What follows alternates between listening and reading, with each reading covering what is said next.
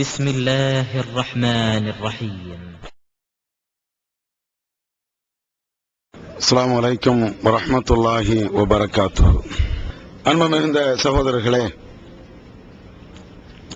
அற்புதமான அமல்களும் அளப்பெரும் நன்மைகளும் என்ற தலைப்பிலே அல்லாஹும் அல்லாஹுடைய தூதரும் சொல்லித் தந்த சில செய்திகளை இன்ஷா அல்லாஹ் நாம் அறிய இருக்கிறோம். பொதுவாக இஸ்லாமிய மார்க்கத்தை பொறுத்த மட்டில் அல்லாஹ் நிறைய அமல்களை நம்மிடத்தில் எதிர்பார்க்கிறான். இவ்வாறு எதிர்பார்க்கின்ற அந்த நேரத்தில் அல்லாஹ் கஞ்சத்தனம் இல்லாமல் நிறைய நன்மைகளையும் நமக்கு தருகிறான். இது இறைவன் நமக்கு செய்த மிகப்பெரிய அருள் என்றுதான் நினைக்க வேண்டும். அல்லாஹ்வுடைய பார்வையில நாம் செய்கின்ற சின்ன சின்ன அமல்களாக இருந்தாலும் அவன் மிகப்பெரிய நன்மைகளை வாரி வாரி தருகிறான். நாம் ஒரு இடத்தில் வேலை செய்கிறோம் என்றால் அந்த முதலாளி நமக்கு கொடுத்த அந்த வேலையை நிறைவேற்றுகிறோம் என்றால் அந்த வேலைக்கு தக்கதான் நம்ம கூலியை நாம பெற முடியும். இதுதான் நம்ம உலக நடைமுறைகள்ல நாம பார்க்கிறோம். ஏதாவது ஒரு துணிக்கடையில சேல்ஸ்மேனாக இருக்கிறோம் என்றால் 10 மணி நேரம் வேலை அப்படின்னு சொன்னா ஒரு 2000 திர்ஹம் ஒரு 1000 திர்ஹம் இவ்வளவுதான் தருவார். அதுக்கு மேல அவராலும் தரவும் இயலாது. கடையில் அவ்வளவுதானே வியாபாரம் நடக்கும். எவ்வளவு வருமானம் வருகிறதோ அந்த வருமானத்துக்கு தக்கதான் ஒரு முதலாளி தொழிலாளிக்கு கூலியும் தர இயலும். ஆனா அல்லாஹ்வை பொறுத்தவரையில இப்படி எல்லாம் அல்லாஹ் பார்க்கிறது இல்லை. நீ ஒரு 2 நிமிஷம் வேலை செய்றியா 2000 திர்ஹம் உனக்கு நான் தாரேன் அப்படிங்கிறான். ஒரு 10 நிமிஷம் நீ வேலை செய்றியா ஒரு 10,000 திர்ஹம்னாலும் உனக்கு தாரேன். ஒரு நாள் முழுக்க நீ வேலை செய்றியா ஒரு கோடி அல்ல பல கோடி நன்மை கூட உனக்கு நான் தருவேன். இதுதான் அல்லாஹ்வுக்கும் மனுஷனுக்கும் உள்ள வித்தியாசம். அல்லாஹ் கூலி தருகின்ற அந்த விஷயத்துல அவனுக்கு எந்த விதமான கஞ்சத்தனமோ அல்லது இவன் செஞ்சிட்டானே அதுக்கு நம்ம இவ்வளவு பாதி கொடுத்தா போதும் மீதியை நம்ம வச்சுக்கிடுவோம் இந்த மாதிரி நிலைப்பாடுகள்லாம் அல்லாஹ்ட்ட இருக்காது. அல்லாஹ்வுடைய நிலைப்பாடு எப்படி இருக்கும்னு கேட்டா எவ்வளவு நன்மையும் தருவதற்கு அவன் தயாராக இருக்கிறான். எவ்வளவு நாளும் தருவான். ஆனா இறைவன் தருவதற்கு அல்லாஹ் ஒரு சில வேறுபாடுகளை ஒரு சில எதிர்பார்ப்புகளை நம்மள்ட்ட எதிர்பார்க்கிறான். நாமளும் தொழுகிறோம், நீங்களும் தொழுவீங்க, மற்ற ஆட்கள் எல்லாரும் தொழத்தான் செய்வாங்க. தொழக்கூடிய அத்தனை பேருக்கும் சமமாக அல்லாஹ் நன்மை கொடுப்பானா அப்படிலாம் கொடுக்கறது இல்லை. ஒன்னே ஒன்னு அல்லாஹ் எதிர்பார்க்கிறான். எதை எதிர்பார்க்கிறான்? இஹ்லாஸ் என்ற அந்த தூய்மையான எண்ணம் இருக்குதா? ஒரு மனிதன் தூய்மையான எண்ணத்தோடு செயல்படுவான் என்றால் அதற்கு அல்லாஹ் கணக்கு வழக்கு இல்லாம கொடுத்துருவான். தூய்மை இல்லாம ஒரு மனுஷன் செய்யறான்னா விடிய விடிய தொழுதான ஒண்ணுமே இல்லைன்றான். அல்லாஹ் எதிர்பார்க்கிறது இந்த இஹ்லாஸ் என்ற தூய்மையான எண்ணத்தின் அடிப்படையில நாம என்ன செயலை செய்கிறோமோ இதை அல்லாஹ் எதிர்பார்க்கிறான். இது எந்த அமலை செய்தாலும் இது அவசியம். இதை முதல்ல நம்ம மனசுல நிறுத்திக்கிட்டு அடுத்தடுத்த செய்திக்குள்ள போவோம். திருக்குர்ஆன்ல அல்லாஹ் சொல்கிறான், ஃபமன் கான யர்ஜு லிகா ரப்பிஹி ஃபல்யஅமல் அமலன் சாலிஹா வலா யுஷ்ரிக் பிஇபாதத்தி ரப்பிஹி அஹதா. இது அல்லாஹ் சொல்லக்கூடிய ஒரு வசனம். என்ன சொல்றான்? மறுமை நாளிலே அல்லாஹ்வே யாரெல்லாம் சந்திக்க வேண்டும் என்று விரும்புகிறீர்களோ அவர்கள் நல்ல அமலை செய்து கொள்ளட்டும். ஃபல்யஅமல் அமலன் சாலிஹா. ரஹ்மானை யாரெல்லாம் நாம சந்திக்கணும், அல்லாஹ்வை பார்க்கணும் அப்படின்னு யாரெல்லாம் விரும்புகிறீர்களோ அவர்கள் அத்தனை பேரும் நல்ல அமலை செய்யணும். நல்ல அமலை செய்யணும்னு சொன்ன அந்த அல்லாஹ் அதோடு நிப்பாட்டிக்கல. அதுக்கு அடுத்து இன்னொன்னையும் சொல்றான். என்ன சொல்றான்? வலா யுஷ்ரிக் பிஇபாதத்தி ரப்பிஹி அஹதா. ரஹ்மானுக்கு யார் மூலமாகவும் அவனுக்கு இணை கற்பிக்கவே கூடாது. அல்லாஹ் ஒருவன் என்ற அந்த ஏகத்துவ கொள்கையில இருக்கணும் என்று இந்த ஆயத்தில் அல்லாஹ் சொல்றான். இதை இன்னொரு கோணத்துல சொல்ல போனா பிதஅத் இல்லாம ஒரு நன்மையை ஒருத்தன் செய்தால், ஷிர்க் இல்லாத ஒரு நன்மையை ஒருத்தன் செய்தா கண்டிப்பாக மறுமையில அல்லாஹ்வை சந்திக்க முடியும். அல்லாஹ்வை சந்திப்பதா இருந்தால் நல்ல அமலும் இருக்கணும், ஷிர்க் இருக்கக்கூடாது. எவ்வளவு அற்புதமா அல்லாஹ் சொல்றான்னு பாருங்களேன். ரெண்டையும் இன்னும் கொஞ்சம் விளக்குனா தான் நம்மளுக்கு விளங்கும். அல்லாஹ் இங்க ரெண்டு அதாவது ரத்தின சுருக்கமா சொல்லக்கூடிய விஷயம் என்னன்னா, என்ன நீ சந்திக்க வாரியா, மறுமையில என்ன நீ பார்க்க வாரியா, என்ன நீ பார்க்க வர்றதா இருந்தா, என்ன நீ பார்க்கிறதா இருந்தா, உன்கிட்ட நான் ரெண்டை எதிர்பார்க்கிறேங்கிறான். ஒரு விஷயம் நல்ல அமல் இருக்கணும், இன்னொரு விஷயம் சிறுக்கு இருக்கக்கூடாது. இந்த சிறுக்கு இல்லாம நல்ல அமல் இருக்கும் என்றால் என்ன நீ பார்க்கலாம். என்ன விளங்குது? இன்னைக்கு உலகத்துல நன்மை செய்யாத ஒரு மனுஷன் உலகத்துல உண்டா?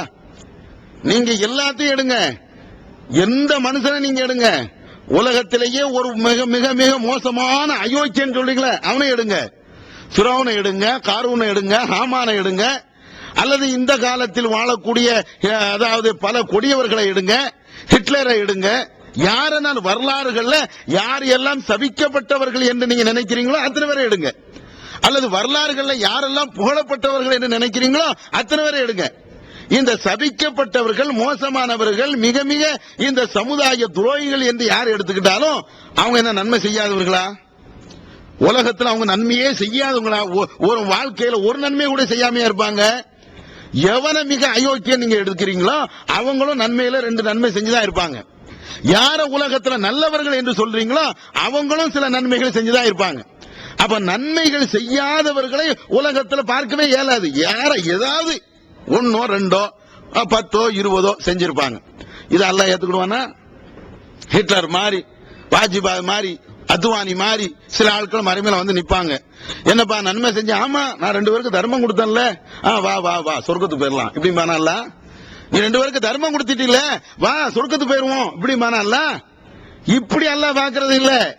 நீ செய்வது நன்மையா என்று மட்டும் அல்லாஹ் பார்க்காம, என்ன மட்டும் நீ வணங்கினியா, சிறுக்கு வைக்காம இருந்தியா, இதையும் அல்லாஹ் பார்க்கறானா?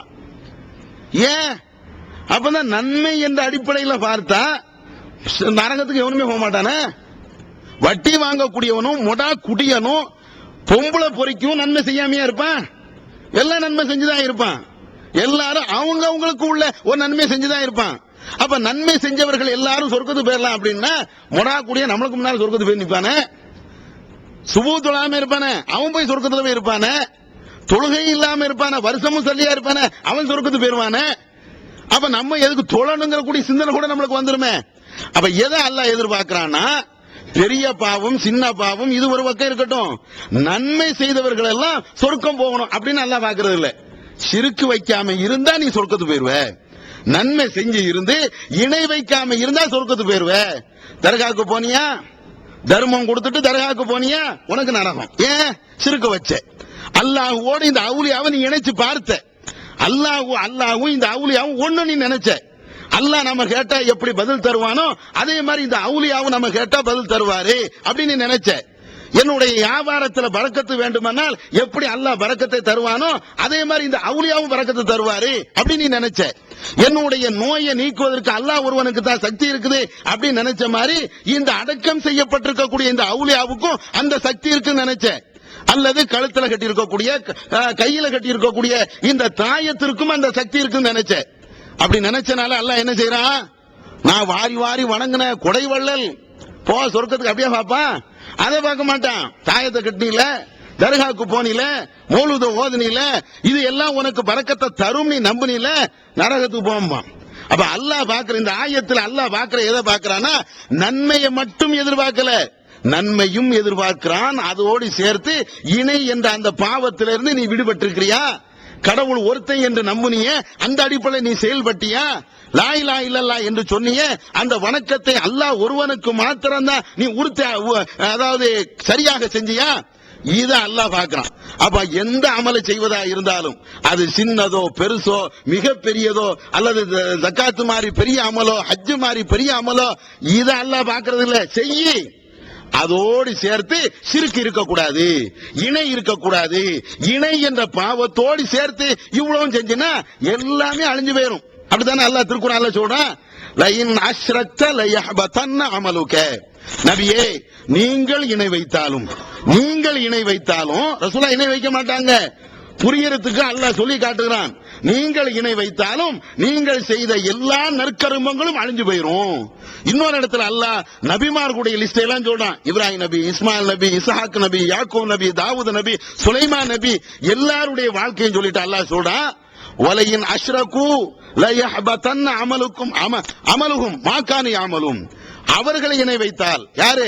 இந்த நபிமார்கள், இப்ராஹிம் நபி, இஸ்மாயில் நபி, இசாக் நபி, இந்த மாதிரி நபிமார்கள் இணை வைத்திருந்தாலும் அவர்கள் செய்த நற்கர்மங்கள் எல்லாத்தையும் நாம அழிச்சிருவோம். இது குர்ஆனுடைய வசனம். இப்ப என்ன விளங்குது? அதாவது நல்ல அமல்கள் செய்தா கூலி கிடைக்கும்னு தெரியறதுக்கு முன்னால ஷிர்க் வைக்கிற கூடாதுங்கிறது முதல்ல தெரியணும்ல. நாம நன்மை செய்யறதுக்கு முன்னால நன்மையை எது அழிக்குமோ அதை தெரியணும் முதல்ல. அதுக்கு தான் உலகம் சொல்லிட்டு இருக்கிறேன்.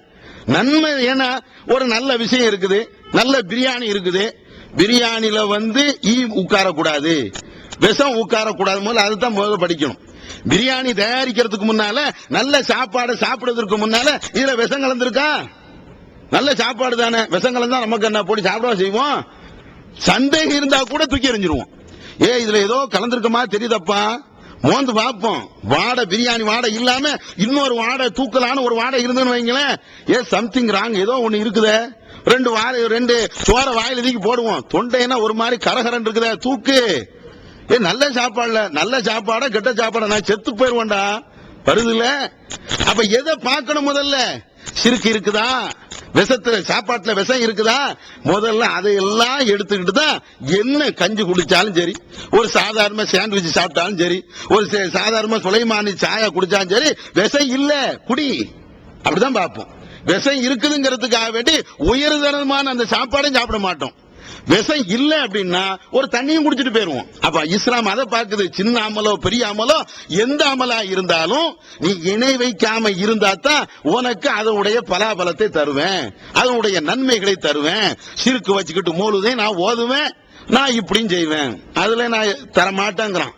நான் தர்காவுக்கும் போவேன், தாயத்தும் கட்டுவேன், நான் 4 பேருக்கு தர்மம் கொடுப்பேன். நீ தாயத்து கட்டிக்கிட்டே இரு, தர்காவுக்கு போய்கிட்டே இரு, இந்த நன்மை கிடைக்காது, அல்லாஹ்ட்ட போய் அதை பார்க்க முடியாதுங்கிறத அல்லாஹ் இந்த ஆயத்துல சொல்றான். இதை முதல்ல விளங்கிக்கொண்டு எந்த அமலை செய்வதா இருந்தாலும் நம்மிடத்தில் இந்த ஷிர்க் என்ற இந்த பாவங்கள் இருக்கவே இருக்கக்கூடாது. இது அல்லாத வேற பாவம் இருந்தா கூட மன்னிச்சிருவான். ஷிர்க் இருந்தா அது ஒரு விஷம், அல்லாஹ் அதை ஏத்துக்கிட மாட்டாங்கிறத முதல்ல எடுத்துக்கணும். அடுத்து ரெண்டாவது இன்னொரு விஷயம் என்ன, நாம எந்த அமலை செய்தாலும் கண்டிப்பாக மறுமையில அல்லாஹ் காட்டுவான். அல்லாஹ் திருக்குர்ஆன்ல சொல்றானே, யௌமைதின் யஸ்துருன் நாசு அஷ்தாத்தன் லியுரவ் அஅமாலஹும் ஃபமன் யஅமல் மிஸ்கால தர்ரத்தின் கைரன் யரா வமன் யஅமல் மிஸ்கால தர்ரத்தின் ஷர்ரன் யரா. அந்த நாளிலே, மறுமை நாளிலே எல்லா மக்களும் கூட்டம் கூட்டமாக அப்படியே எந்திரிச்சு வருவாங்க. மறுமை நாள் மாஷர்ல அந்த நேரத்தில் அவர்கள் ஒவ்வொருவரும் என்னென்ன நன்மைகளை செய்தார்களோ அந்த நன்மைகளை அவர்கள் பார்ப்பார்கள். எவ்வளவு நன்மை?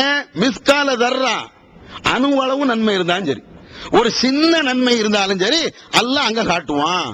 அதே மாதிரி மிஸ்கால தர்ரத்தின் ஷர்ரையரா, ஒரு சின்ன தீமை இருந்தாலும் அங்க பார்க்க முடியும். பார்க்க முடியும்னா என்ன? அல்லாஹ் காட்டுவான். இப்ப பள்ளிவாசல உட்கார்ந்து பேசுறோம், 4 நன்மையான விஷயத்தை கேட்கிறோம், இதையும் அல்லாஹ் காட்டுவான். நீ அன்னைக்கு போனில பயானுக்காண்டி முன்னால போய் இருந்த நல்ல விஷயத்தை கேட்டில, இதையும் எடுத்து காட்டுவான். பயானு கேட்காம அங்க வேற எங்கேயாவது தப்பான வழியில நின்னு வைங்களேன், அதையும் எடுத்து காட்டுவான். நீ செஞ்சில, இப்படி பண்ணில, இந்த தப்ப பண்ணிய, இதை செஞ்சிய, இது எல்லாத்தையும் அல்லாஹ் காட்டுவான். எதுக்கு இங்க சொல்ல வரோம்னா, சின்ன அமலா இருந்தாலும், சின்ன மிக மிக எது ரொம்ப மட்டரமான நாம நினைக்கிறோமோ அதை விட மிக மோசமான சின்ன அமலா இருந்தாலும் மறுமையில அல்லாஹ் எடுத்து காட்டுவான். பெரிய அமலா இருந்தாலும் அல்லாஹ் எடுத்து காட்டுவான். எந்த அளவுக்கு என்றால், சின்ன அமல் தானே அப்படின்னு சொல்லி அதுல நம்ம சோர்வு அடையக்கூடாது, இழிவாகவும் கருதக்கூடாது. நபிகள் நாயகம் ஸல்லல்லாஹு அலைஹி வஸல்லம் அவங்க சொல்றாங்க, இன்ன ஷைத்தான கத் ஐஸ, இந்த ஷைத்தான் இருக்கிறானே அவன் மக்காவில் அல்லாஹ் அல்லாத இன்னொரு ஆள் வணங்கப்படுவதை விட்டும் ஷிர்க் வைக்கப்படுவதை விட்டும் அவன் நிராசை ஆயிட்டான். இந்த கல்ஃபுல அல்லாவுக்கு இணை வைக்கக்கூடிய ஒரு பாவம் நடக்கும் அப்படிங்கிறது அவனுக்கு இனிமேல் சாத்தியமே இல்லை அப்படி முடிவு பண்ணிட்டான் ஷைத்தான். இந்த மக்காவுல ஷிர்க் நடக்கும் அப்படிங்கறதெல்லாம் அவன் முடியவே முடியாது, அதெல்லாம் நிராசை அடைஞ்சிட்டான். அப்படி ஒரு சம்பவமே இங்க நடக்காது அப்படின்ட்டான். ஆனா அவன் இன்னொன்னு எதிர்பார்க்கிறான். எதை எதிர்பார்க்கிறான் தெரியுமா? அன்தஹ்கிரு அமாலக்கும், உங்களுடைய அமல்களை, சின்ன சின்ன அமல்களை நீங்க இழிவாக நினைப்பீங்களே, இதுதான் அவன் விருப்பப்படுறான். யார் விருப்பப்படுறது? ஷைத்தான் நம்மள்ட்ட என்ன எதிர்பார்க்கிறான்னா, நீங்க இணை வைத்து விடுவீங்க, அதெல்லாம் பெருசு இல்லையா, இணை வைக்க மாட்டேன்னு தெரியுமா, ஆனா எங்க போயிடுவோம் அப்படின்னு கேட்டா, ஒரு சின்ன அமலா இருந்தாலும் சின்ன நற்செயலா இருந்தாலும் இது எவன் செய்வான் போ அப்படின்ட்டு போறது, ஒரு மாதிரி அதை இளக்காரமா கருதுவது. இப்படி இளக்காரமா நினைப்பதை ஷைத்தான் விரும்புகிறான். ஷைத்தான் அதைத்தான் விரும்புகிறான். ஏன் அதை விரும்புறான்? ஒரு ஏகத்துவாயிட்டு போய் நீ தர்காவுக்கு போக மாட்டான். ஷைத்தான் வந்து சொன்னான்னு வைங்களேன், இவன் போக மாட்டான். வெளிவந்து விட்டது இஸ்லாம் கூறும் குடும்பவியல் ரமலான் மாதம் தொடர் சொற்பொழிவு 5 டிவிடிகளாக விலை ரூபாய் 150 மட்டுமே.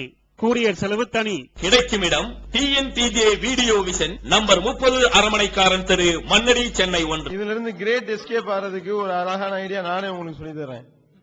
அதாவது குருடனாவும் சப்பானியனாவும் மூக்கு பெரியனாவும் கால் உடைந்தனாவும் கை உடைந்தனாவும் கூணனு இது எல்லா குறையும் ஒரே ஆளுக்கு இருக்கும்ல, அவன் வரக்கூடாது அப்படின்னு சொல்லிட்டீங்கன்னா நல்ல ஐடியா. இதுல இருந்து தப்பிச்சிடலாம்.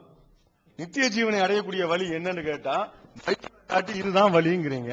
இதுல நிறைய பொய் இருக்குன்னு கேட்டா ஆமா எங்களுக்கு தெரியுமே, மனித கரங்கள் விளையாடுறதுக்கு ஆமா எங்களுக்கு தெரியுமே அப்படிங்கிறீங்க. அடுக்கடுக்கான கேள்வி கணைகளுக்கு அமைதி காத்த பாதிரியார்கள், படிக்க முடியாத பைபிள் வசனங்கள், கிறிஸ்தவர்களை திணற வைத்த விவாதம் ஒரு டிவிடியாக விலை ரூபாய் 30 மட்டுமே. கூரியர் செலவு தனி. கிடைக்கும் இடம் TNTJ வீடியோ விஷன் எண் 30 அரண்மனைக்காரன் தெரு, மண்ணடி, சென்னை 1. செல் 9500168989. ஒரு ஏகத்துவாயிட்ட போய் நீ நல்ல வட்டி வாங்க மாட்டான். ஒரு ஏகத்துவாயிட்ட போய் நீ நல்ல தண்ணி அடி சூப்பரா இருக்குது அப்படின்னா அவன் கேட்க மாட்டான். ஏன் கேட்க மாட்டான்? அல்லாஹ்வுடைய பயம் எல்லாம் கரெக்டா வந்துடும், கேட்க மாட்டான். அதே ஒரு ஏகத்துவாயிட்ட போய் ஒரு 2 ரக்காத் சுன்னத்துலப்பா, சுன்னத்து தானே தொழுவோம் அதுக்கு என்ன அப்படிம்போம். பள்ளிவாசலுக்கு வந்தா 2 ரக்காத் சுன்னத்துன்னு ஒரு ஹதீஸ் ரசூலுல்லாஹ் சொல்றாங்க. அப்ப இது என்ன நம்ம எல்லாரும் செய்யறோமா? செய்ய மாட்டோம். தஹியத்துல் மஸ்ஜிதும் ஒண்ணு இருக்குதுல்ல, அதை செய்ய மாட்டோம். ஏன் செய்ய மாட்டோம்? ஷைத்தான் நம்மகிட்ட வந்துட்டான்னு அர்த்தம். செய்ய மாட்டேன்னு வேற என்ன? ஷைத்தான் ஏன்டா உங்கள்ட்ட இருக்கதானே செய்வான். அந்த ஷைத்தான் வந்து ஒலி செய்யணுமா, ஒலி செஞ்சுட்டு பள்ளிவாசல போகணுமா, பள்ளிவாசலுக்கு போய் 2 ரக்காத் தொழணுமா, எதுக்கு இந்த 2 ரக்காத்து? கீழே உட்கார்ந்துருப்போமே, கொஞ்சம் பேர் இதெல்லாம் பார்த்துக்கிட்டு நின்னுகிட்டே இருப்போமே, எதுக்கு 2 ரக்காத் தொழுவானே? வந்துடுறானா ஷைத்தான்? இதை செஞ்சிருவான். இதை செஞ்சதுனால என்ன விளைவுகள் ஏற்படும் தெரியுமில்ல? ஒவ்வொரு நன்மையா சின்ன சின்ன நன்மையா நம்மள்ட்ட இருந்து அப்படியே புடுங்குவான் ஷைத்தான். ஒரு 2 ரக்காத் தொழ மாட்டோம், சரி. அதுக்கு அடுத்து வேற ஏதாவது ஒரு சுண்ணத்தை விடுவோம், அதுக்கு அடுத்து இன்னொரு சுண்ணத்தை விடுவோம், அதுக்கு அடுத்து கடைசி ஒண்ணுமே இல்லாம கடமையான தொழுகை உட்பட அத்தனையுமே போயிரும். தொழாதன்னு வந்து ஷைத்தான் இப்படி சொல்ல மாட்டான். கடமையான தொழுகையில நீ தொழாத நம்மகிட்ட சொன்னா எடுபடாது. அப்ப அதுக்கு என்ன செய்யறான்?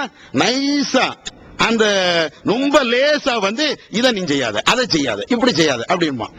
இப்படி சொல்லி சொல்லி சொல்லித்தான் அப்படியே கொஞ்சம் கொஞ்சமா இஸ்லாத்தை விட்டு வெளியாக்கிடுவான். அதுக்கு கட்டுப்பட்டு தான் நிறைய பேர் தாடி கூட வைக்காம இருக்கிறோம். ஷைத்தானுடைய வேலை. ரசூலுல்லாஹ் சொன்னாங்கல்ல, நீங்க வாஃபுல் லிஹியா, தாடியை நீங்கள் வையுங்கள் சொன்னாங்கல்ல, தாடியை நீங்க வைங்க. வகாலிஃபுல் முஷ்ரிகூன வல் யஹூது வன் நஸாரா, நஸாராக்களுக்கும் யூத கிறிஸ்தவர்களுக்கும் முஷ்ரிக்குகளுக்கும் நீங்க மாறி செய்யுங்கன்னு சொன்னாங்கல்ல. எப்படி மாறி செஞ்சிருக்கணும் பாருங்க கரெக்டா எல்லாத்தையும். அப்ப என்ன, இந்த ஷைத்தான் நம்மள மிகைச்சிட்டான், விளங்கிக்கணும். என்னடா இது தாடி வைக்கலாம் பேசிட்டு இருக்காங்க அப்படி நினைச்சா தப்பு இல்ல, நினைச்சிட்டு போங்க. ஏதோ சத்தியமா அதை சொல்றதா நம்முடைய வேலை. தாடி வைக்காத ஆள்கிட்ட போய் ஏன் தாடி வைக்கலன்னு கேட்கறதா நம்முடைய வேலை. தாடி வைக்காத ஆள்கிட்ட போய் உங்க மூஞ்சி ரொம்ப நல்லா இருக்குன்னு சொன்னா நம்ம லூசுன்னு அர்த்தம். எது தீமையோ அந்த தீமையை கேட்கணும்ல, கண்டிக்கணும்ல. அந்த தீமையை கண்டிக்கலன்னா பிறகு எதுக்கு தாயி, எதுக்கு ஜமாத்து, அதுக்கு எதுக்கு தமிழ்நாடு தௌஹீத் ஜமாத்து, அது கேட்போம். அது யார் கோவப்பட்டாலும் பிரச்சனை இல்லை, அது வருவோம். இப்ப விஷயத்துக்கு வருவோம். இது எதுக்கு கட்டுப்பட்டு இருக்கணும் பாருங்க. எது கட்டுப்பட்டு இருக்கிறோம்? சேவ் பண்றது வந்து நான் அல்லாஹ் கட்டுப்பட்டேன், அல்லாஹ் கட்டுப்பட்ட எப்போ இந்த பயானம் கேட்கறது அல்லாஹ் கட்டுப்பட்டு இருக்கிற, கரெக்டா தொழுகிறதுக்கு அல்லாஹ் கட்டுப்பட்டு இருக்கிற, சேவ் பண்றதுக்கு யாரு கட்டுப்பட்ட? யாரு கட்டுப்பட்டு? ஒவ்வொரு ஆளும் நான் எனக்கு கேட்கணும், நீங்க உங்களுக்கு கேட்கணும். சேவ் காலில் எந்திரிச்சு அந்த பிளேடை தூக்கி மாட்டிக்கிட்டு சேவ் பண்ணுவோம்ல, அப்ப பார்க்கணும் கண்ணாடியில மூஞ்சியை பார்த்தா நம்ம மூஞ்சி தெரியக்கூடாது, ஷைத்தான் தெரியணும். ஷைத்தான் நிக்கிறான்டா, சேவ் பண்ண சொல்றான்டா, நம்ம மூஞ்சி தானே ஷைத்தான். ஷைத்தான்னு கூட தனி உருவமா, நம்ம மூஞ்சி தான் ஷைத்தான். இதை எடுத்தோன்னு அந்த சிந்தனை வரணும். ஏன்? ஷைத்தானுக்கு கட்டுப்பட்டுட்டோம். ஷைத்தானுக்கு நம்ம கட்டுப்பட்டதுனால இவ்வளவு செய்யறோம். அப்ப அல்லாஹ் ரசூலுல்லாஹ் என்ன சொல்றாங்கன்னா, நீங்க ஷிர்க் வைப்பீங்கிறதெல்லாம் அவனுக்கு பெரிய மேட்டர் கிடையாது, வைக்க மாட்டீங்க. அதுல இருந்து நிராசை அடைஞ்சிட்டான். நீங்க என்ன செய்வீங்க தெரியுமா? சின்ன சின்ன அமல்கள் இருக்குதே, அதுல அதை செய்யாதீங்கன்னு அவன் செய்தான் உங்களை தடுப்பான். அதுக்கு நீங்க கட்டுப்பட்டுருவீங்க. அதை இழிவாக நீங்க நினைப்பீங்க, சாதாரணமா நீங்க நினைப்பீங்க. அதுல உங்களை செய்தான் வழிகெடுத்துருவான். இந்த ஹதீஸ முஸ்லீம்ல இந்த ஹதீஸை எல்லாம் பார்க்கலாம். இந்த ஹதீஸை அபூதர் கிஃபாரி என்ற நபி தோழர் அவங்க அறிவிக்கிறாங்க. அதே மாதிரி இந்த சின்ன அமல்னால எவ்வளவு பெரிய நன்மை இருக்கு தெரியுமா? சின்ன அமல் நினைக்கிறோம், நரகத்திலிருந்து நம்மளை காப்பாற்றும். சின்ன அமல்கள் இருக்குத, இந்த அமல்கள் எல்லாம் நரகத்துல இருந்து நம்மளை காப்பாத்துமா. நபிகள் நாயகம் ஸல்லல்லாஹு அலைஹி வஸல்லம் அவர்கள் மஹ்ஷரை பத்தி பேசுறாங்க. அந்த கொடுமையான நிலை குர்ஆன்ல ஹதீஸ்ல நிறைய இடங்கள்ல வருது. அந்த நேரத்துல தகப்பனை பார்த்து புள்ள ஓடுவான், புள்ளைய பார்த்து தகப்பன் ஓடுவான். கேள்விப்படுறோம்ல? சூரியன் தலைக்கு மேல நிக்கும். ஒவ்வொரு மனிதனும் அவன் செய்த அந்த தீமைக்கு அளவுக்கு அவனுடைய வேர்வை அவனை சூழ்ந்து நிக்கும். ஒருத்தன் எவ்வளவு தீமை செஞ்சிருக்கிறானோ அந்த அளவுக்கு அவனுடைய கழுத்து வரையும் வரும், இன்னொரு ஆளுக்கு இடுப்பு வரையும் வரும், இன்னொரு ஆளுக்கு நெஞ்சு வரையும் வரும், இன்னொரு ஆளுக்கு இடுப்பு வரை, அது கீழே காலு இப்படி வரும். அவனுடைய தீமைக்கு அளவுக்கு அவனுடைய வேர்வை அவனை சூழ்ந்து நிக்கும். வேர்வையிலே நிப்பான். இப்படிலாம் கொடுமையை கேட்கிறோம்ல. ரசூலுல்லாஹ் சொல்றாங்க, அல்லாஹ்விடத்துல நீங்க வருவீங்க, எல்லாரையும் தான், என்னையும் உங்களையும் எல்லாத்தையும் தான், எல்லாரும் நீங்க அல்லாஹ்விடத்துல வருவீங்க. அந்த நேரத்துல உங்களுக்கும் அல்லாஹ்வுக்கும் மத்தியில தர்ஜுமான் எந்த மொழிபெயர்ப்பாளரும் கிடையாது. நம்ம பேசுறோமே உடனே அல்லாஹ்ட்ட, யா அல்லாஹ் அவன் இப்படி பேசுறான், மொழிபெயர்ப்பாளர் உண்டா? நம்ம இங்க வந்திருக்கிறோம், மொழி தெரியாத ஒரு நாட்டுக்கு வந்திருக்கிறோம், அரபி தெரியலன்னா அரபி தெரிஞ்ச ஒரு ஆளு நம்ம மொழி நம்ம என்ன பேசுறோமோ அதை எடுத்து நம்ம மோலாட்ட சொல்லலாம். அப்படிலாம் இங்க இருக்குது, கூடு கூடத்தோட சொல்லலாம். அல்லாஹ்வுக்கு அப்படியா? யா அல்லாஹ் எனக்கு அரபி தெரியாது. கொஞ்சம் பேர் அல்லாஹ் என்னமோ அரபி தான் வச்சிருக்காங்க அங்க, நம்ம எல்லாம் அந்த மொழி தான் பேசணும்னு போறாங்க. சரி, இருந்துட்டு போட்டோம். அங்க எந்த மொழி பேசினாலும் நமக்கு என்ன மொழி தெரியுமோ அதே மொழி அல்லாஹ்வுக்கு என்ன தெரியுமோ அது நம்மளுக்கு தெரியும், பேசுறது இல்ல. இப்ப இந்த விஷயத்துல ரெண்டு பேருக்கு மத்தியில எந்த மொழிபெயர்ப்பாளரும் கிடையாது. மொழிபெயர்ப்பாளர் கிடையாதுன்னா என்ன அர்த்தம்? என்ன அர்த்தம் விளங்குதா? எந்த பொய்யும் சொல்ல முடியாது. அது முதல்ல விளங்கணும். எந்த பொய்யும் சொல்ல முடியுமா அல்லாட்ட? ஏன் மொழி எனக்கு அல்லாஹ் பேசுனா எனக்கு விளங்கல அப்படின்னா சொல்லி சமாளிக்கலாம்ல. இங்க அதெல்லாம் முடியாது. அல்லாஹ் பேசினா எனக்கு விளங்கும், நான் பேசினா அல்லாஹ்வுக்கு விளங்கும், ரெண்டுக்கும் எதுவுமே கிடையாது. அப்ப அல்லாஹ் விசாரிப்பான், என்னப்பா செஞ்ச? ஒவ்வொன்னா எடுத்து காட்டுவான். சினிமா போனியா? ரூம்ல உட்கார்ந்துட்டு திருட்டு விசிடிய தமிழ்நாட்டில் வரக்கூடிய படத்தை விட நீ முதல்ல போட்டு பாத்தியா? வா வா வா, இங்க வா. என்ன பார்த்த? எல்லா படமும் பாத்தியா? ஊர்லயாவது தியேட்டர்ல போய் பார்க்கணும். இங்க ரூம் ஃபுல்லா தியேட்டரா இருக்குது. வா, ஒரு ரூம்ல தியேட்டர் வச்சில, ஒரு ரூம்ல சினிமா சிடி வச்சிருந்தீல, வா அங்க வா. எல்லாம் நான் வைக்கல, என்ன வைக்கல, என்னதான் இருக்குது, போடுவோம் ஓடுவான். நீங்க என்ன சினிமா பாத்தியோ அது அப்படியே அங்க ஓடும். அல்ல அப்படியே அதானே சொல்றேன். நீங்க என்ன அமல செஞ்சாலும் பாப்பீங்கிறான்ல, பாப்பேன் கண் முன்னால. இப்ப எப்படி உட்கார்ந்துட்டு டிவி முன்னால உட்கார்ந்தமோ அது எப்படி டிவில ஓடுதோ, இந்த டிவியும் ஓடக்கூடிய அந்த படமும் நம்ம பார்க்கக்கூடிய இந்த காட்சியும் எல்லாம் சேர்த்து மொத்தத்துல மறுமையில எல்லாம் ஓட விட்டுருவான். நான் பாரு, நான் உட்கார்ந்துருக்கீல, ரெண்டு பெட்டு மேல ஒரு பெட்டு கீழே ஒரு பெட்டு, அவனு மேல இருந்து பார்த்தா நீங்க இருந்து பாத்தீங்களா? வா எல்லாரும் வா, மறைக்க முடியும், எல்லாரும் வா. அந்த வீட்டுல இருந்து பார்த்தா இந்த வீட்டுல இருந்து பார்த்தா காணாக்கு வெளியில இருந்து ரெண்டு நண்பரையும் கூட்டு வச்சு பாத்தீங்களா? வா, அத்தனை வா, மறைக்க முடியும், ஒண்ணு செய்ய முடியாது. அப்ப இப்படி அல்லாஹ் எல்லாத்தையும் போட்டு காட்டுவானா. போட்டு காட்டும் போது இந்த தப்பு செஞ்சவன் இருக்கிறான்ல, தப்பிக்கிறது தானே பார்ப்போம். எந்த தப்பு செஞ்சவனும் எப்படியா தப்பிக்க பார்ப்போம்ல, உடனே பார்ப்பானா. அவன் வலது புறத்தை பார்ப்பானா, இடது புறத்தை பார்ப்பானா, முன்னால பார்ப்பானா, பின்னால பார்ப்பானா, அவனை சுத்தி நரகம் தான் இருக்குமா. இதெல்லாம் செஞ்சதுக்கு என்ன அல்லாஹ் சொர்க்கத்தான் வச்சிருப்பான். அவனை சுத்தி முன்னால பின்னால வலதுபுறம் எல்லா இடத்திலையும் பார்த்தாலும் நரகம் அவனை சுத்தி இருக்கும்.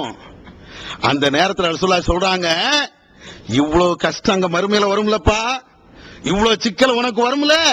அப்ப ரசூலுல்லாஹ் சொல்றாங்க, இத்தகு அன்னார் வலவ் பி தம்ரி சிக்கா வலவ் பி சிக்கத்தி தம்ர். ரசூலுல்லாஹ் சொல்றாங்க, நரகத்தை பயந்துக்கிடுங்க, ஒரு பேருத்தம்பள துண்ட தர்மம் கொடுத்தாவது நரகத்தை நீங்க பயந்துக்கிடுங்க. எதுக்கு சொல்றாங்க? நீ கொடுத்திய இந்த பேர்த்தம் சிறுக்கு இல்லாம கொடுத்திருக்கணும். நீ கொடுத்திய இந்த தர்மம், இந்த தர்மம் நீ நரகத்தை சூழ்ந்து இருக்கக்கூடிய அந்த நேரத்தில், ஒன்னை சுற்றி நரகம் இருக்கக்கூடிய அந்த நேரத்தில் இந்த பேர்த்தம்பளம் உன்னை காப்பாற்றும். நீ கொடுத்த பேர்த்தம்பளம் இது என்ன, நம்ம என்ன நினைக்கிறோம்? பேர்த்தம்பளம் ஒரு பேர்த்தம்பளம் கூட. ரசூலுல்லாஹ் என்ன சொல்றாங்க? பிசிக்கி தம்ரா, பேர்த்தம்பளத்தில் ஒரு கீத், நாலா வெட்டுனா அதுல என்ன வரப்போகுது? அத ரசூலா சொல்றாங்க. இத ஒரு துண்டு பேர்த்தம்பழத்தை நீ கொடுத்தாவது நரகத்துல இருந்து உன்னை நீ காப்பாத்திக்க. எது காப்பாத்துது? பேர்த்தம்பழம் துண்டு. இது நம்ம நினைச்சு பாருங்களேன். ஒரு ஆளுக்கு 10 பைசா, நம்ம ஊர் காசுக்கு 10 பைசா தர்மம் கொடுக்கறோம்னு வைங்களேன். இது நிக்கும் மறுமையில. இது நிக்குமா? எதுக்கு? சுத்த நரகமா இருக்கக்கூடிய அந்த நேரத்துல அல்லாஹ் இப்படி காப்பாத்துவான், அந்த பேர்த்தம்பழம் மூலமா காப்பாத்துவான். அதே மாதிரி நபிகள் நாயகம் ஸல்லல்லாஹு அலைஹி வஸல்லம் அவங்க சொல்றாங்க, அவ்வளவு மா யுஹாஸபு பிஹில் அப்து, நாளை மறுமை நாள்ல அல்லாஹ் விசாரிக்கும் போது எல்லாத்தையும் விசாரிப்பான். முதல் விசாரணை என்ன தெரியுமா? ஃபர்ஸ்ட் விசாரணை. ஒவ்வொரு மனிதனையும் அல்லாஹ் கூப்பிட்டு முதல் விசாரணை என்ன தெரியுமா? தொழுகை பற்றி ரசூலுல்லாஹ் சொல்றாங்க. அவ்வளவு மா யுஹாஸபு பிஹில் அப்து யௌமல் கியாமத்தி அஸ்ஸலா. அல்லாஹ் முதல்ல மனுஷனை யார் வந்தாலும், அத்வானி வந்தாலும், வாஜ்பானி வந்தாலும், நம்ம அப்துல் காதர் வந்தாலும், வாங்க வாப்பா தொழுதியா? என்ன அத்வானிட்ட போய் என்னத்தை கேட்கணும் கேட்காதீங்க. அல்லாஹ் அத்வானி ஜேத்தான கட்டளை எல்லாம் மனுஷனுக்கு தானங்க. இந்த ஹுதல்லின்னாஸ் மனித சமுதாயத்துக்கு நேர்வழி காட்டக்கூடியதானே. அகீமு ஸலாத் தான் என்ன அப்துல் காதருக்கு மட்டும்தானா? தொழுகை நிலைநாட்டுங்கள் அப்துல் காதருக்கு மட்டும்தானா? ஏன் ஆமா அவங்களுக்கு எல்லாம் கிடையாது, எல்லாத்துக்கும் தான். எல்லாத்துக்கும் அல்லாஹ் எல்லாரையும் கூப்பிட்டு கேட்பான், தொழுதியா? முதல்ல நம்மள வச்சுக்கிடுவோமே, அத்வானி வகைரா ரெண்டாவது வச்சுக்கிடுவோம். நம்மள முதல்ல கேட்பான், தொழுதியா? ஆமா யா ரசூலல்லாஹ், அல்லாஹ் தொழுதேன். எப்ப தொழுத? வருஷத்துக்கு ஒருக்க தான் தொழுதேன். எப்பப்பா வருஷத்துக்கு ஒருக்க? நோம்புக்கு மட்டும் தொழுதேன். பாக்கி தான் ஒண்ணு இல்ல. என்ன செய்ய முடியும் அப்படின்னா என்ன பதில் சொல்லலாம்? அப்ப அல்லாஹ் இப்படி விசாரிப்பான். விசாரிச்ச உடனே உண்மையிலேயே கரெக்டா தொழுதாளுடைய நிலை என்ன பாருங்க. அறகுறையா தொழுதாள் நிலையை சொல்லல, கரெக்டா தொழுதிருப்பாங்க இல்லையா? கரெக்டா அந்த வக்துக்கு கரெக்டா தொழுதிருப்பாங்களே, அவங்க அல்லாஹ் கூப்பிட்டு விசாரிக்கிறானா. விசாரிக்கும் போது என்னப்பா உன் தொழுகை என்ன? யா அல்லாஹ் இப்படி தொழுதேன். அப்படியா? எல்லாம் கொண்டா அப்படின்னு பார்த்து அவருடைய 60 வருஷம் 70 வருஷம் வாழ்ந்திருப்பாரு. அத்தனை தொழுகை அல்லாஹ் போட்டு பார்க்கும்போது என்ன இந்த தொழுகையில கொஞ்சம் ஓட்ட இருக்குதே, நீ ஏதோ ஒண்ணு பண்ணிருக்கிறியப்பா, ஒழுங்கா ருக்கு செய்யலையே, ஏதோ சஜிதால ஏதோ மிஸ்டேக் ஏற்பட்டு இருக்குத, இது சரியில்லை, இந்த தொழுகை சரியில்லை, ஒண்ணு கலண்டுரும். 60 வருஷ தொழுகையில ஒரு தொழுகை எல்லாம் என்ன செய்யறான்? அப்படியே பார்த்து இந்த தொழுகை சரியில்லை, செல்லுபடி ஆகாது, கழட்டு. அப்ப எப்படி இருக்கும் அந்த நேரத்துல? இப்பமா டக்குன்னு 2 தடவை குனிஞ்சு நிமிந்துருவோம். அங்க எங்க நிமிரா? அப்ப அடுத்து இந்த தொழுகையில இப்படி ஒரு குறை இருக்குதே, ஆமா இது போயிடுச்சு. எப்படி இருக்கும் யோசிச்சு பாருங்களேன். மறுமை நாள்ல எப்படி இருக்கும்? நாமளே பெரிய கஷ்டப்பட்டு சிரமப்பட்டு அப்பாடான்னு அந்த 4 ரக்காயத்தை தொழுது முடிக்கிறதுக்கு உள்ள ஏசி பள்ளியும் நம்மளுக்கு வைக்குது. அவ்வளவு கஷ்டப்படுறோமே, என்ன பெரிய சீமத்தை வித்தையில செய்யறோம். அவ்வளவு கஷ்டப்பட்டுட்டு தொழுது முடிச்ச அந்த தொழுகை அல்லாஹ் ஓட்டன்னா எப்படி இருக்கும்? கடைசி இந்த மனுஷன் நினைப்பானா, அந்த தொழுகையாளி நம்மளுக்கு விமோசனமே கிடையாதா, நரகத்துக்கு தான் போயிருவோமா? உடனே அல்லாஹ் ரஹ்மான் இல்ல, அந்த ரஹ்மான் அந்த அருளாளன் உடனே என்ன செய்யறானா, இவருடைய சுன்னத்தான வணக்கங்கள் ஏதாவது இருக்குதா எடு கொண்டா. பர்ல அங்க ஓட்டை இருக்குது, இருக்கட்டும், சுன்னத்தான தொழுகை ஏதாவது இருக்குதா அப்படின்னு அல்லாஹ் பார்க்க சொல்றானா. உடனே ஆமா அவர் அன்னைக்கு இரவெல்லாம் தொழுதாரு, லோகர் முன் சுன்னத்து பின் சொத்து தொழுதாரு, சுபுவுடைய முன் சுன்னத்து பின் சுன்னத்து தொழுதாரு, கொண்டா.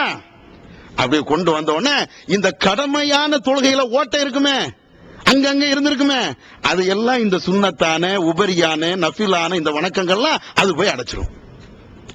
இதுதான் ரஹ்மான். அதுக்கு பின்னால இவளுக்கு எவ்வளவு சந்தோஷமா இருக்கணும் பாருங்களேன். முதல்ல செஞ்ச வணக்கம் எல்லாம் சரியில்லைன்னு இப்படி தள்ளிட்டு அப்படியே இப்ப எல்லாமே இழந்தது மாதிரி தானே, ஒண்ணுமே இல்லைன்னு ஆகி போயிரும்ல. கடைசி அல்லாஹ் இந்த சுன்னத்து அன்னைக்கு 100க்கு 2 கொண்டா அதுலயும் ஓட்டை இருந்துன்னு வைங்க, எதுல சுன்னத்திலையும் எப்படி இருக்கு நீங்களே பாத்துக்கிடுங்க. அதான அர்த்தம். எல்லாம் கரெக்டா செஞ்சாலே இந்த பிரச்சனைனா அப்ப எப்படி இருக்கும்?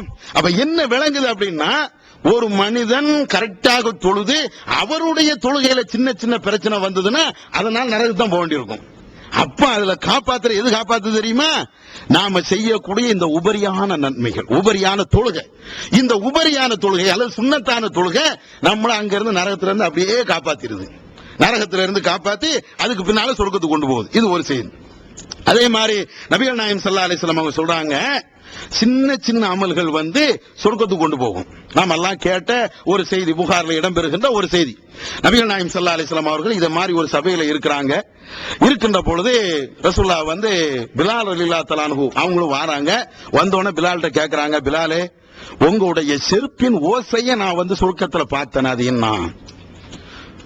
என்ன செஞ்சீங்க? அப்பதான் பிலால் ரலியல்லாஹு சொல்லுவாங்க, அல்லாஹ்வின் தூதரே நான் பெரிய அமல்லாம் ஒண்ணும் செய்யலையே. அப்ப என்ன செஞ்சீங்க அப்படின்னு கேட்கும்போது அவங்க சொல்றாங்க, ஒவ்வொரு தடவையும் ஒலி செய்யும் போதெல்லாம் தஹியத்துல் உது, ஒலுவுடைய காணிக்கை என்ற அடிப்படையில 2 ரக்காயத்துகள் நான் தொழுவேன், 2 ரக்காயத்துகள் நான் தொழுவேன். அதனாலதான் அல்லாஹ் உங்களை சொர்க்கத்துல வச்சிருக்கிறான். நீங்க உங்களை நான் சொர்க்கத்துல காட்டப்பட்டதுடைய காரணம் அதுதான். உலகத்திலேயே சொர்க்கத்தை கொண்டு நன்மாராயன் சொல்லப்பட்ட நபி தோழர்கள்ல பிலால் ரலியல்லாஹு அன்ஹு அவங்களும் ஒரு ஆளு. அவங்க பெரிய நன்மை என்ன செஞ்சிருக்கிறாங்க? இந்த நன்மை தான். ஒரு செஞ்சதெல்லாம் ஒரு 2 ரக்காயத். இது கொண்டு போதா? மூன் பப்ளிகேஷன்ஸ் வெளியீடுகள் இஸ்லாமிய அடிப்படை கல்வி, திருமுறையின் தோற்றுவாய், திருக்குரானில் அறிவியல் சான்றுகள் பாகம் 1, அர்த்தமுள்ள கேள்விகளும் அறிவுபூர்வமான பதில்களும், குரான் கூறும் ஓரிரை கொள்கை, நபி வழியில் தொழுகை சட்டங்கள், மாமனிதர் நபிகள் நாயகம், குரான் மட்டும் போதுமா, ஹதீஸ்கள் குரானுக்கு முரண்படுமா, அழகிய இஸ்லாமிய பெயர்கள், இதுதான் பைபிள், ஜனாசாவின் சட்டங்கள், ஏகத்துவமும் இணை வைப்பும், திருக்குரானின் அறிவியல் சான்றுகள் பாகம் 2, இஸ்லாம் பெண்கள் உரிமையை பறிக்கிறதா, பிறை ஓர் விளக்கம், இஸ்லாம் ஓர் இனிய மார்க்கம், நபி தோழியர் வரலாறு, குற்றச்சாட்டுகளும் பதில்களும், நோன்பு, இயேசு இறைமகனா, வருமுன் உரைத்த இஸ்லாம், உண்மை தோழர் அபூபக்கர் அலி, பெண்களுக்கான நபி வழி சட்டங்கள், அறிவுச்சுடர் அன்னை ஐசார் அலி, இஸ்லாத்தில் சொர்க்கம் நரகம், நபி தோழர்களும் நமது நிலையும், துவாக்களின் தொகுப்பு, முகைதீன் மௌலிது ஒரு ஆய்வு, குரானை எளிதில் ஓதிட, நபிகள் நாயகம் பல திருமணம் செய்தது ஏன், யாக்குத்பா ஒரு ஆய்வு, நபி வழியில் நம்ஹஜ், நபி வழியில் குழந்தை வளர்ப்பு, தராவி தொழுகை ஒரு ஆய்வு, ஜக்காத் ஒரு ஆய்வு, இஸ்லாத்தில் இல்லறம், கியாமத் நாளின் 10 அடையாளங்கள், நபிகளாரின் நற்போதனைகள், மன்னரை வாழ்க்கை, பைபிளில் நபிகள் நாயகம், இஸ்லாத்தின் பார்வையில் பில்லி சூனியம், தர்கா வழிபாடு, நபிகளாரின் இறுதி நாட்கள், இஸ்லாமிய கொள்கை, சரியான ஹதீஸ்களும் தவறான ஹதீஸ்களும், சந்திக்கும் வேளையில் கொள்கை விளக்கம், பேய் பிசாசு உண்டா, கற்பனை கதைகள், நவீன பிரச்சனைகளும் தீர்வுகளும், தப்லிக் தாகலின் தொகுப்பு, சுபகான மௌலிது ஒரு ஆய்வு, மனிதனுக்கேற்ற மார்க்கம், நேர்ச்சையும் சத்தியமும், மனனம் செய்வோம், விளக்கப்பட்ட உணவுகள், அர்த்தமுல்லா இஸ்லாம், குர்பானியின் சட்டங்கள், தொழுகை, இஸ்லாத்தின் பார்வையில் கனவுகள், இஸ்லாமிய திருமணம், இறைவனிடம் கையேந்துங்கள், மீராஜும் அதன் படிப்பினைகளும், வேதம் கொடுக்கப்பட்டோர் யார், மற்றும் prophet Mohammed the greatest man மற்றும் டிஎன்டிஜே மார்க்க அறிஞர்கள் உரையாற்றிய CD டிவிடிகள் கிடைக்கும் இடம் மூன் பப்ளிகேஷன் 83/3 மூர் தெரு, முதல் மாடி, மண்ணடி, சென்னை 1. Phone number 65690810. அதே மாதிரி நபிகள் நாயகம் ஸல்லல்லாஹு அலைஹி வஸல்லம் வந்து இன்னொரு செய்தியும் சொல்றாங்க. என்ன சொல்றாங்க தெரியுமா? இந்த உபரியான நன்மைகளை செய்யும் போது அல்லாஹ் நமக்கு நன்றி செலுத்துவானா. யாரு? அல்லாஹ். ஒரு ஆளுக்கு நம்ம உதவி செஞ்சோம்னா தேங்க்ஸ் பாரு, அது மனுஷன் சொல்றது சரி அப்படின்னு பேரலாம். இது ஒரு பெரிய மேட்டர் கிடையாது. முதலாளியே நம்மளுக்கு நன்மை ஒரு தேங்க்ஸ் சொன்னா எப்படி இருக்கும்? குதிக்க மாட்டோமா? என் முதலாளி பாராட்டு வரோம்ல. அல்லாவே பாராட்டினா எப்படி இருக்கும்? அல்லாவே பாராட்டுதான். என்னுடைய அடியான் அற்புதமான ஒரு காரியத்தை செய்தான் அப்படின்னு அல்லாஹ் வந்து நம்மள்ட்ட சொன்னா எப்படி இருக்கும்? அவ்வளவுதான். அப்படியே இறந்து வரலாம் நினைப்போம். அப்படி போயிருவோம். எல்லாம் உன் பாராட்டு, இனிமேல் உன் பாராட்டு கிடைக்கல, நரகத்துக்கு தான் பேர போறேன். என்ன அப்படியே கூட்டு பேர் என்ன அப்படியே சொர்க்கத்துக்கு கொண்டு போயிரு நான் நினைப்போம். அல்லாஹ் பாராட்டு தானா. எதுக்கு தெரியுமா? நபிகள் நாயகம் ஸல்லல்லாஹு அலைஹி வஸல்லம் அவங்க சொல்றாங்க, ஒரு மனிதர் ரோட்ல போறாரு, சாதாரணமா ரோட்ல வீதிகள்ல போறாரு.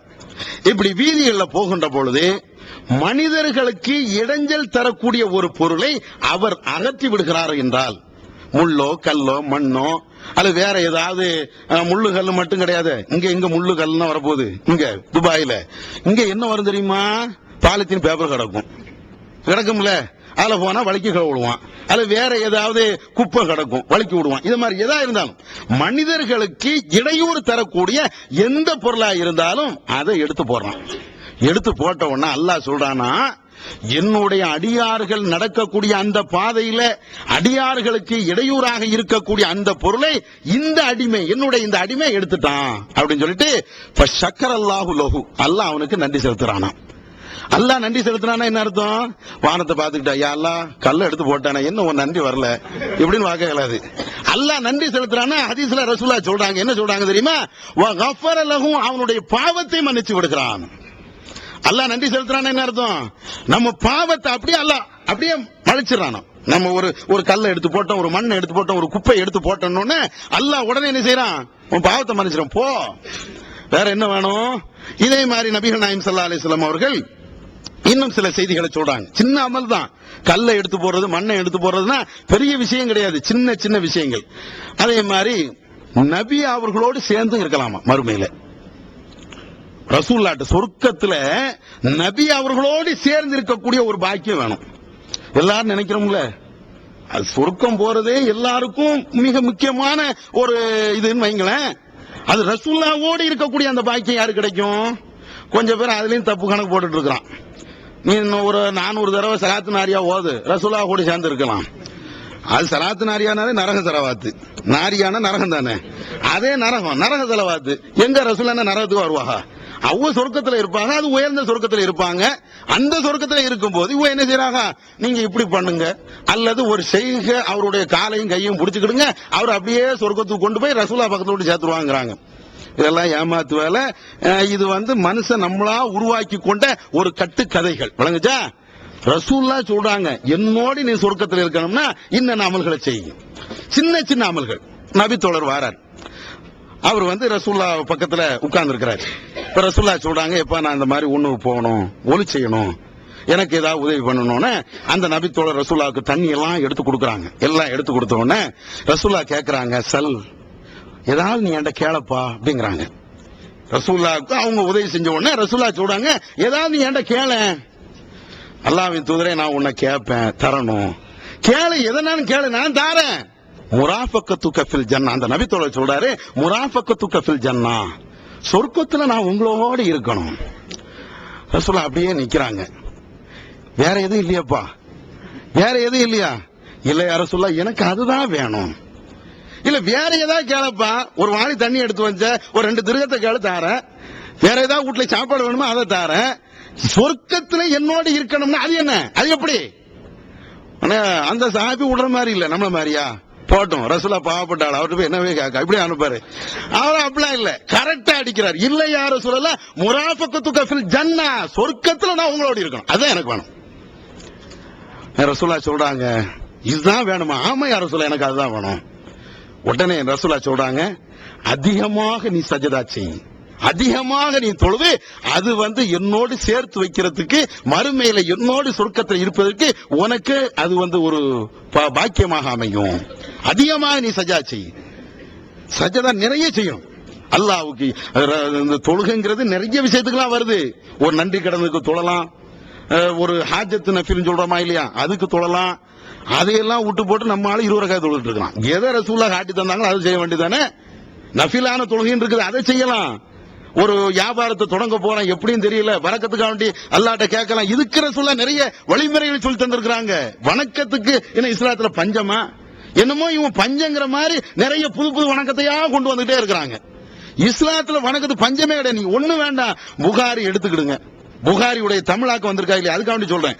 அந்த புகாரில சாதாரணமா தத்தவுன்னு வரும், உபரியான வணக்கம்னு. அதை எடுத்து பாருங்களேன். அதை செய்யறதுக்கு நம்மளுக்கு நேரம் காணாது. அதை செய்யறதுக்கு நம்மளுக்கு நேரம் காணாது. அதையெல்லாம் விட்டு போட்டு 40ஆம் பாத்தியா, 10ஆம் பாத்தியா, பாம்பு வந்தவர் பாத்தியா, பள்ளி வந்தவர் பாத்தியா, என்ன பாத்தியாலாமோ ஓடிட்டு இருக்குது. இதை ரசூலுல்லாஹ் காட்டி தந்திருக்கிறாங்களே, இதை ஓதப்பா. எவ்வளவு ஒண்ணு ரசூலுல்லாஹ் விட்டுட்டு போயிட்டாங்களா? விடிய விடிய அமல் செய்யலாமே, 24 மணி நேரம் அமல் செய்யலாமே, அவ்வளவு அற்புதமா ரசூலுல்லாஹ் காட்டி தந்திருக்கிறாங்களே. அப்ப இதை செய்யணும். அப்புறம் இது நம்மளுக்கு தேவையான விளக்கங்கள். இந்த மாதிரி விஷயங்கள் எல்லாம் நாம படிச்சோம்னா நிறைய அந்த சின்ன சின்ன அமல்களை செய்யலாம். அதே மாதிரி நபிகள் நாயகம் ஸல்லல்லாஹு அலைஹி வஸல்லம் அவர்கள் இந்த இறை வழியில பயன்படுத்துறோம் பாருங்க, வாகனங்கள். ரசூலுல்லாஹ்வுடைய காலத்துல வாகனங்கிறது இன்னைக்கு மாதிரி டொயோட்டோ, மெர்சிடஸ், அது மாதிரி கார் கிடையாது. ரசூலுல்லாஹ்வுடைய வாகனம் காரணம் என்னது? ஒட்டகம் அல்லது குதிரை, இதுதான் வச்சிருந்தாங்க. ரசூலுல்லாஹ் அதுக்கு சொல்றாங்க, இந்த ஒட்டகம் குதிரைனா இருக்குதா இல்லையா, அது போடக்கூடிய விட்ட இருக்குமே சாணம், அது உனக்கு ஒரு நன்மை. அதே மாதிரி அது சிறுநீர் கழிக்குமே, அந்த சிறுநீர் ஒரு நன்மையும். எப்போ வீட்டுல கட்டி போட்டா இல்ல. அழகாக ரசூலுல்லாஹ் சொல்றாங்க, ஒரு மனிதர் அல்லாஹ்வுடைய பாதையில தன்னுடைய ஒட்டகத்தையோ அல்லது குதிரையோ அல்லாஹ்வுடைய பாதையில கொண்டு போகிறார். அப்படி கொண்டு போகும்போது அந்த ஒட்டகம் சிறுநீர் கழித்தால், அந்த ஒட்டகம் வேற ஏதாவது சாணத்தை போட்டால், குல்லுஹா சதகா, இது ஒவ்வொன்றும் சதகா, நன்மை அப்படிங்கிறாங்க. இப்ப ரசூலுல்லாஹ்வுடைய காலத்துல இருந்த ஒட்டகத்தை தான் இது நினைக்காதீங்க. இன்னைக்கு அல்லாஹ்வுடைய பாதையில என்கிட்ட கார் இருக்குது, தாவாக்கு வரீங்களா, நான் கூட்டு போறேன். எங்க எல்லாம் போகணும்? துபாய் போகணுமா, ஷார்ஜா போகணுமா, எங்க போகணும்? வாங்க, என் கார்ல நான் கூட்டு போறேன். இங்க என்ன அந்த நம்ம கார்ல வந்து சிறுநீரும் வராது, விட்டையும் வராது, இங்க வந்து புகை வரும், எடுத்துக்கலாம்ல. அப்ப அந்த கார்ல இருந்து போகக்கூடிய அந்த புகை இருக்குது, ஒவ்வொரு புகைக்கும் நன்மை. ரசூலுல்லாஹ்வுடைய காலத்துல அது இப்ப நம்ம நவீன உலகத்துக்கு ஏத்துக்கணும்ல. அப்ப இங்க என்ன, அந்த கார் விடக்கூடிய புகை, அந்த கார்ல நீங்க கொண்டு போகக்கூடிய அந்த இது எல்லாமே சதக்கா. ஒரு 10 ரூபாய் 10 திர்ஹத்துக்கு பெட்ரோல் போடுறீங்களா, அது சதக்கா. அது தனியா சதக்கா, அது வந்துரும். பெட்ரோல் போடு தனியா வந்துரும். அதை பயன்படுத்துறதுக்குன்னு ஒண்ணு இருக்கும்ல, ஒவ்வொரு பயன்பாடும் இருக்கும்ல, ஒவ்வொரு பயன்பாடும் அது சதக்கா. வேற என்ன வேணும் நம்மளுக்கு, வேற என்ன வேணும்னு? அந்த சொர்க்கத்துக்கு போறதுக்கு ரசூலுல்லாஹ் எவ்வளவு எளிமையான நன்மை தாரான்னு பாருங்களேன். ரசூலுல்லாஹ்வுடைய காலத்துல தான் ஒட்டகம் அந்த மாதிரி இருந்துச்சு. இன்னைக்கு நீ எதை சைக்கிள் வச்சிருக்கிறியா, போதும். சைக்கிள், என் சைக்கிள் நாங்க தாவாக்கு 4 நாளைக்கு எடுத்துட்டு தாங்க கொண்டு போறோம். சைக்கிளுக்கு பெட்ரோலும் இல்ல, ஒண்ணுமே இல்ல, மிதிக்கிறிய இருந்தாலும் அதுல ஒரு நன்மை. என்கிட்ட பைக் தான் இருக்குது, தாவாக்கு பயன்படுத்துங்க, அது நன்மை. இல்ல என்கிட்ட காரும் இல்ல, வாகனம் இல்ல, ஒண்ணுமே இல்ல, என்கிட்ட கொஞ்சம் காசு இருக்குது, 10 ரூபா தான் இருக்குது, 5 திர்ஹம் தான் இருக்குது, நாங்க வச்சுக்கிடுங்க, அதுக்கெல்லாம் நன்மை தாரோம். அப்ப தாவாவுக்காக, இறை வழிக்காக, அல்லாவுக்காக நாம பயன்படுத்தும் போது ஒவ்வொன்றுக்கும் அப்படி நன்மை அப்படியே வாரி வாரி வாரி அல்லாஹ் தந்துகிட்டே இருக்கிறான். இது எப்படி வருது தெரியுமா? ரசூலுல்லாஹ் இதை என்ன சொல்றாங்கன்னு ஒரு ஹதீஸ்ல எப்படி வருதுன்னா, இந்த ஒட்டகம் போடக்கூடிய அல்லது அந்த குதிரை போடக்கூடிய அந்த சாணமும் அது வைக்கக்கூடிய அந்த சிறுநீரும் நாளை மறுமையில மீசான் என்ற தராசுல அது வெயிட்டா இருக்குமா. எங்க வந்து நிக்குதுன்னு பாருங்களேன், எங்க வந்து நிக்கணும் வைங்களேன். நீங்க போடக்கூடிய அந்த பெட்ரோல் இருக்குது, இங்க புகையா போயிரும்.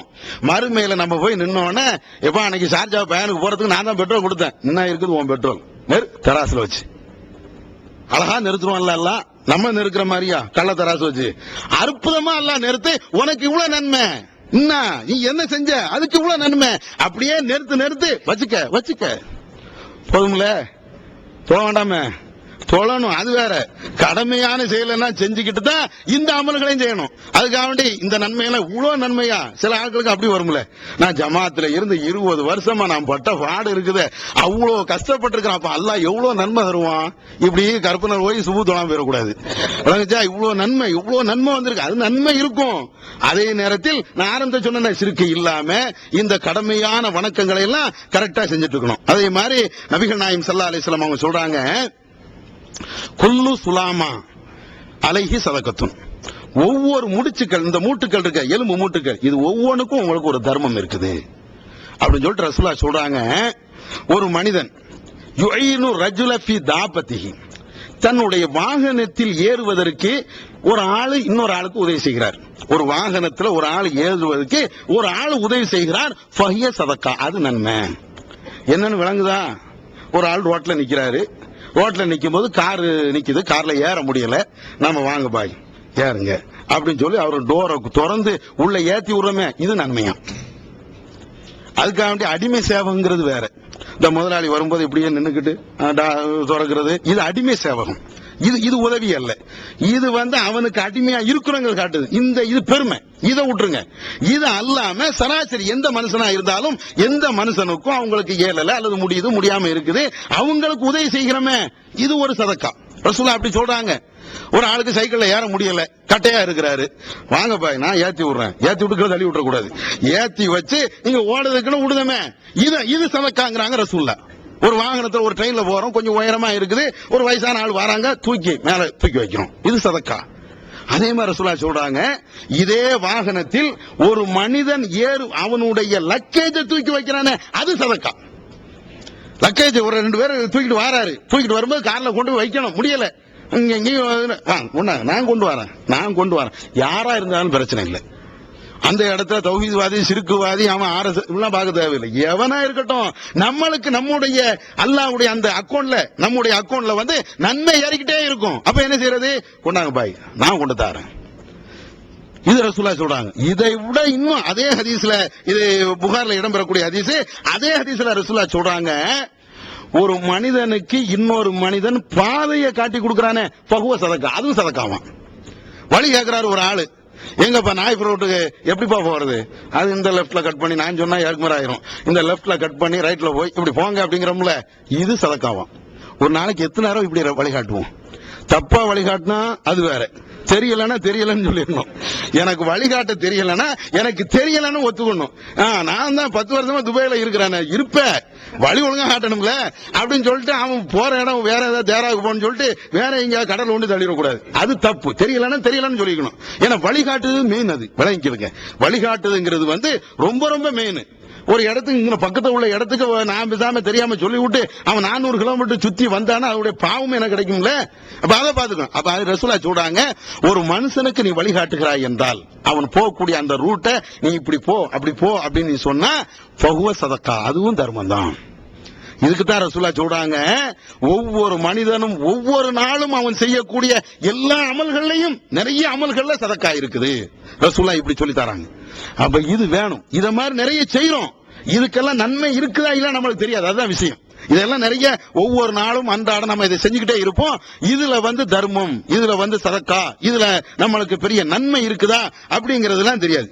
இதே மாதிரி ரசூலா இன்னொன்னு சொல்றாங்க, ஒரு முஸ்லிம் விவசாயம் பண்ணுகிறார். அந்த விவசாயம் பண்ணும்போது அந்த விவசாயத்தினுடைய மகசூல் கிடைக்குமே, அத அந்த வித்து எதா இருக்கட்டுமே, அதை யாரு சாப்பிட்டாலும் அந்த விவசாயிக்கு நன்மையா. விவசாயம் பண்றோம்னு வைங்க, அது யாரு சாப்பிட்டாலும் அவருக்கு நன்மையா. எப்படி நன்மை வருது? ரசூலா சொல்றாங்க, அந்த ஒரு வயல் வெளியில அவர் நிலத்துல வந்து கடலையோ அல்ல நெல்லோ போட்டிருக்கிறாரு. அப்ப வந்து கொஞ்சம் பேர் திருட்டு போயிட்டான்னு வச்சுக்கிடுங்க. திருடிட்டே போயிட்டான், நெல் அறுத்துட்டு போயிட்டான். அல்லது நம்ம ஊர்களெல்லாம் வந்து தென்னந்தோப்பு வச்சிருப்பான், கொலைய கலாண்டு போயிருவான் நைட்டு நைட்டா. ரசூலா சொல்றாங்க, ஒமா சுரிக்க மின்ஹா, அந்த உன்னுடைய அந்த நிலத்தில இருந்து ஏதாவது திருடப்படும் என்றால் ஃபஹுவ சதக்கா, அது தர்மம். நீ தலையில துண்டை போட்டுட்டு என் தேங்காய் போயிடுச்சேன்னு நினைக்க வேண்டாம். அதுக்கு போலீஸ் ஸ்டேஷன்ல கம்ப்ளைண்ட் ஒண்ணு பண்ணு. ஆனா போயிடுச்சு, திரும்ப வரல, அது உனக்கு தர்மம். மறுமையில வந்து நிக்கும். அது மறுமையில அழகா அன்னைக்கு ஒரு 40 தேங்காய் காணாம போச்ச, இதாப்பா அது நன்மை. அன்னைக்கு வயல்ல வந்து அரை மூட்டை நெல்லு காணாம போச்சுல, அதுதான் இது. இத ரசூலா இன்னும் கூடுதலா எப்படி சொல்றாங்க தெரியுமா? அந்த வயல்ல உன்னுடைய நிலத்துல வந்து நீ போட்ட அந்த மகசூல, அந்த வித்துக்களை ஏதாவது பறவை சாப்பிட்டுட்டு போயிடுச்சுன்னு வைங்களேன், அது சதக்கா. பறவை தின்னுட்டு போமா இல்லையா, அது சதக்கா. ரசூலா எப்படி சொல்றாங்க? பறவை சாப்பிட்டுட்டு போனா சதக்கா, திருட்டு போனா சதக்கா, அல்லது அதுல இருந்து யாருக்காவது ஏழைகளுக்கு நீ கொடுத்தா அது சதக்கா. எல்லாமே சதக்கா. வேற என்ன இருக்கும்? இத மாதிரி ஒரு அற்புதமான ஒரு மார்க்கம் உலகத்துல உண்டா? இப்ப இத மாதிரி நிறைய விஷயங்களை நீங்க சின்ன சின்ன அமல்கள் நீங்க பாத்தீங்கன்னா இத மாதிரி நிறைய விஷயங்கள் இருக்குது, சொல்லிக்கிட்டே போகலாம். தேவை என்னன்னா ஷிர்கு பித்அத்தை விட்டுட்டு அல்லாஹ்வும் ரசூலும் எந்த அமல்களை நம்மளுக்கு சொல்லி தந்திருக்கிறாங்களோ அந்த அமல்களை முறையா செய்யணும். அதை படிங்க. சின்ன சின்ன இந்த மாதிரி அமல்கள்னா இருக்குது. இந்த அமல்களை செய்யறதுக்கு முன்னால நம்மள்ட்ட ஷிர்க்கும் இருக்கக்கூடாது, பித்அத்தும் இருக்கக்கூடாது. இதை மனசுல வச்சுக்கிடுங்க. இதே மாதிரி அமல்களை செய்யும் போது கடமையான அமல்கள் இருக்குமே, கட்டாய நோன்பு, கட்டாய தொழுகை, அதே மாதிரி ஹஜ்ஜி அல்லது ஜக்காத்து, இதையெல்லாம் கண்டிப்பாக செஞ்சிடணும். இது எல்லாம் செஞ்சுட்டு இந்த அமலையும் செய்தா மறுமையில கண்டிப்பாக அல்லாஹ் இந்த அமல்கள் எல்லாம் நம்மளை வந்து நரகத்தில இருந்து காப்பாத்தி சொர்க்கத்துக்கு கொண்டு போகும். இந்த நிலையை அல்லாஹ் உங்களுக்கும் எனக்கும் தந்தல்வானாக. வாஹிர் தஅவானா அல்ஹம்துலில்லாஹி ரப்பில் ஆலமீன். தமிழ்நாடு தௌஹீத் ஜமாஅத்தின் ஆதரவற்றோர் இல்லம் இறைவனுக்கு செய்ய வேண்டிய கடமைகளுக்கு அடுத்தபடியாக பெற்றோரை பேணுவது பற்றி இஸ்லாம் அதிகமாக வலியுறுத்துகிறது. பெற்றோரை பேணாதவர்கள் மறுமையில் வெற்றி பெற முடியாது என்று இஸ்லாம் அறிவுறுத்துகிறது. ஆயினும் இஸ்லாத்தின் இந்த கட்டளையை சில முஸ்லிம்கள் அலட்சியம் செய்து பெற்றோரை வீட்டை விட்டு விரட்டுகின்றனர், பெற்றோரை பிச்சைக்காரர்களாக மாற்றுகின்றனர். இந்த அவல நிலைக்கு பரிகாரம் காணும் வகையில் முதியோர் ஆதரவு இல்லத்தை தமிழ்நாடு தௌஹீத் ஜமாஅத் நடத்துகிறது. தாயன்புடன் உணவு, உடை, மருத்துவம் உள்ளிட்ட 24 மணி நேரமும் செவிலியருடன் கூடிய பராமரிப்பு மற்றும் தனி ஆம்புலன்ஸ் வசதி, இவை அனைத்தும் முற்றிலும் இலவசமாக செய்து தரப்படுகிறது. அனாதைகளை அரவணைப்பவரும் நானும் சொர்க்கத்தில் இணைந்திருப்போம் என்ற நபிகள் நாயகம் ஸல்லல்லாஹு அலைஹி வஸல்லம் அவர்களின் அமுத மொழியை ஏற்று அனாதைகளை அரவணைக்கும் இல்லமும் தமிழ்நாடு தௌஹீத் ஜமாஅத் நடத்தி வருகிறது. இப்பணியை தொடர்ந்து செய்திட உங்கள் நன்கொடைகளையும் ஜகாத்தையும் தாராளமாக வாரி வழங்குமாறு கேட்டுக்கொள்கிறோம். உங்களது நன்கொடைகளை டிடியாகவோ, செக்காகவோ, மணி ஆர்டராகவோ அனுப்பலாம். டிடி அனுப்புபவர்கள் தமிழ்நாடு தௌஹித் ஜமாத் வங்கி கணக்கு எண் 7882748227 இந்தியன் வங்கி மண்ணடி கிளை என்ற பெயரில் எடுத்து அனுப்ப வேண்டிய முகவரி தமிழ்நாடு தௌஹித் ஜமாத் மாநில தலைமையகம் 30 அரண்மனைக்காரன் தெரு மண்ணடி சென்னை 1. போன் 044252152226.